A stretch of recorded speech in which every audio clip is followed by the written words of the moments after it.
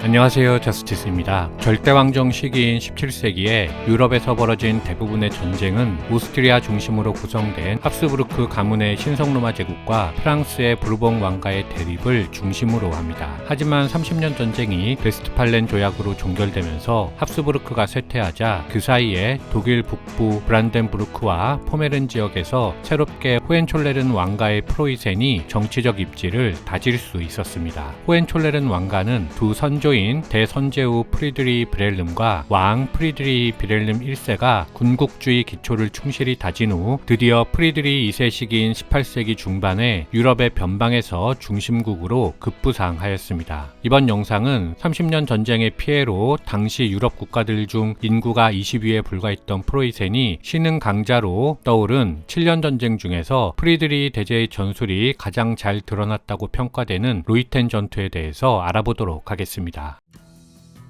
17세기가 부르봉 왕가와 합스부르크의 대결이라면 18세기는 프랑스와 영국의 대결로 볼 수 있습니다. 당시 영국과 프랑스는 북아메리카와 인도에서 식민지 쟁탈전을 벌이던 라이벌이었습니다. 오스트리아 왕위계승 전쟁으로 프로이센에게 슐레지엔을 빼앗긴 합스부르크의 마리아 테레지아는 프로이센을 견제하기 위해서 전통의 숙적 프랑스에게 동맹을 제안했습니다. 프랑스 입장에서는 식민지 쟁탈전을 벌이는 영국을 견제해야 했기 때문에 합스부르크의 제안을 수용했습니다. 반면 영국은 프랑스의 위협으로부터 동군 연합국인 하노버를 지키기 위해서 프로이센의 군사력을 이용하고 싶었습니다. 만약 프로이센이 하노버 수비를 도와주면 합스부르크로부터 빼앗은 슐레지엔의 소유권을 인정해주겠다는 것이었습니다. 그리하여 양국도 동맹이 성립하였습니다. 정리해보면 17세기 프랑스 대 오스트리아 합스부르크의 대결이 18세기가 되면 영국 프로이센 대 프랑스 오스트리아 간의 대결로 변화하였다고 요약할 수 있겠습니다. 역사에 영원한 적은 없다는 것을 여실히 보여주는 이 상황을 유럽에서는 외교혁명이라고 부릅니다.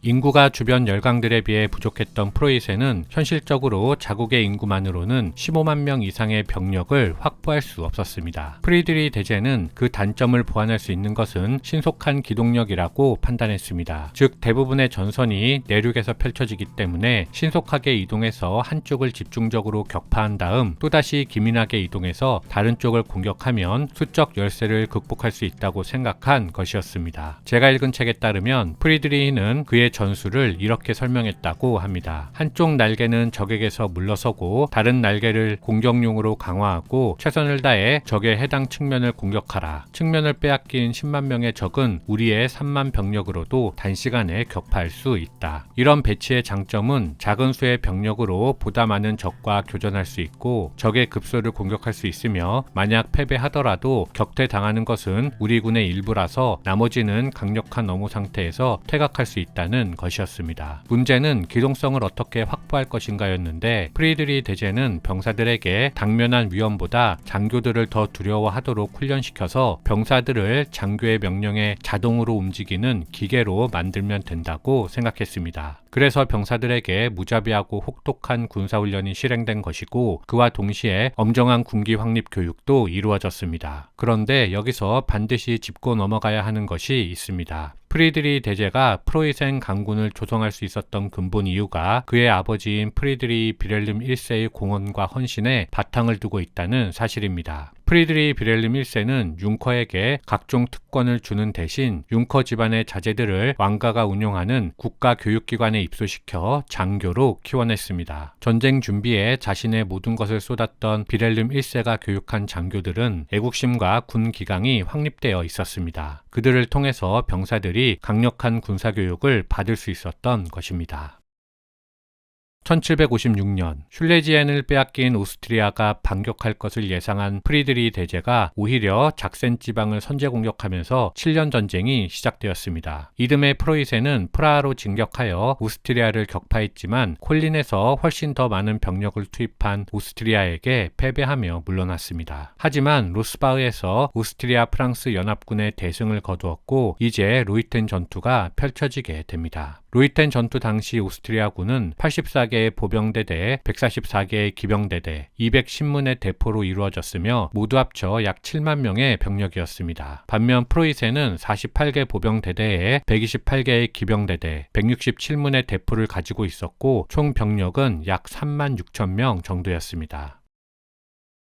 전투는 보시는 것처럼 1757년 12월 5일에 있었습니다. 군청색이 프로이센 군대이고 빨간색이 오스트리아 군입니다. 오스트리아 군이 북쪽의 니페른에서부터 남쪽의 자그시츠까지 약 9km에 걸쳐서 2열로 펼쳐져서 진을 치고 있습니다. 전선이 다소 길지만 어쨌든 강력한 방어진이었습니다. 프리드리 대제의 계획은 자신의 좌익 병력으로 오스트리아 우익을 가짜 공격한 후에 후퇴하여 적의 좌익으로 신속히 이동해서 적의 우익을 집중 공격한다는 것이었습니다. 위에서 말씀드린 바로 그 전술이죠. 새벽 5시쯤에 프로이센 군대가 서쪽에서 사열 종대로 진군하다가 선봉부대가 새벽 안개가 자욱한 속에 이 보르네 지역에서 요 일대 어딜 것 같습니다. 지역에서 적의 선봉대인지 우익군인지 불분명하지만 어쨌든 이쪽에서 적과 마주쳤습니다. 최초로 곧장 양군은 이곳에서 교전을 했는데 오스트리아 군이 퇴각해서 보르네가 함락되었습니다. 보시면 빨간색으로 이렇게 오스트리아 군이 퇴각하는 것을 볼 수가 있습니다. 그리고 이제 동이 텄고 프리드리히는 이 보르네 뒤쪽으로 경사가 이렇게 여기가 좀 고지대, 여기가 좀 낮은 저지대였습니다. 그래서 경사가 이렇게 져 있으니까 적의 전체적인 배치 상황을 파악할 수가 있었습니다.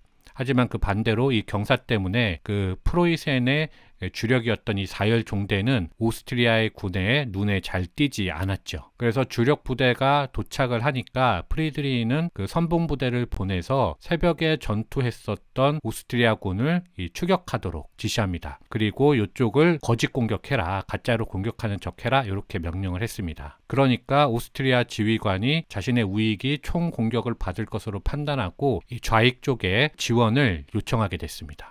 그리고 프리드리히는 4열 종대를 2열 종대로 바꾼 다음에 이쪽으로 해서 우측으로 이렇게 남쪽으로 돌아서 기동했습니다. 이 총 공격을 받을 것으로 예상했었던 오스트리아군은 예상외로 자신들에게 공격이 없으니까 프로이센군이 더 이상 공격을 하지 않을 것으로 결정했나 보다라고 좀 방심을 하는 그런 상황이 이어졌습니다. 하지만 우회했던 프로이센군이 이 로베틴츠와 자그시츠로 행군해서 정오쯤이 되면은 이 상황이 파악되게 됩니다. 요 다음 지도로 보도록 하겠습니다. 이렇게 돌아서 우회해서 여기에 자그시츠에 도착한 거죠. 그래서 정오쯤이 되니까 이렇게 우회 기동했다는 걸 파악한 오스트리아의 좌익 지휘관이 필사적으로 우익 쪽에 지원을 요청하게 됩니다. 그리고 이때 바로 프로이센군이 자그시츠 좌익군을 공격했고 이 좌익군이 바로 로이텐 방면으로 도망치게 됩니다. 그래서 이 다음 지도를 보면요. 로이텐으로 도망간 후에 이 총사령관이었던 샤를이 우익으로 보냈었던 병력들을 다시 한번 빨리 중앙으로 모여라 이렇게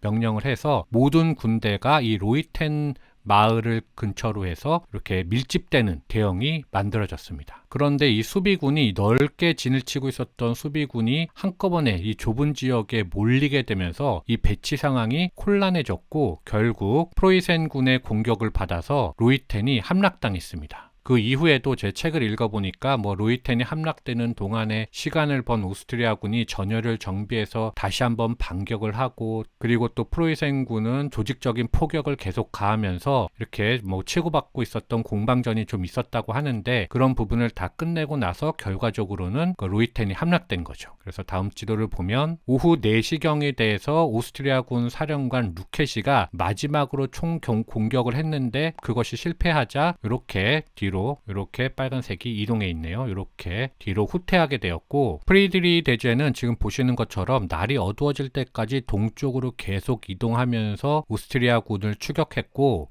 완전히 몰아낸 후에는 이 3일 동안 로이텐 마을 일대를 샅샅이 뒤지면서 패잔병을 소탕하고 전투를 마무리 지었다고 합니다. 1763년 2월 파리 조약으로 7년 전쟁은 종료되었습니다. 유럽의 이류 국가였던 프로이센이 이제 확실히 열강의 일원이 되었습니다. 프로이센의 동맹국이었던 영국은 프랑스로부터 아메리카 대륙과 인도의 지배권을 인정받고 세계 최고의 패권 국가로 우뚝 섰습니다. 반대로 패전국이 된 프랑스는 엄청난 재정 손실을 만회하지 못하고 결국 프랑스 대혁명이 발생하여 부르봉 왕가가 멸망하였습니다. 나폴레옹은 로이텐 전투를 이동, 작전 행동, 결단의 걸작품이라고 평가했습니다. 하지만 프로이센의 선영대영은 나폴레옹의 국민군대가 등장하면서 무너지게 됩니다. 이상 마치겠습니다. 감사합니다.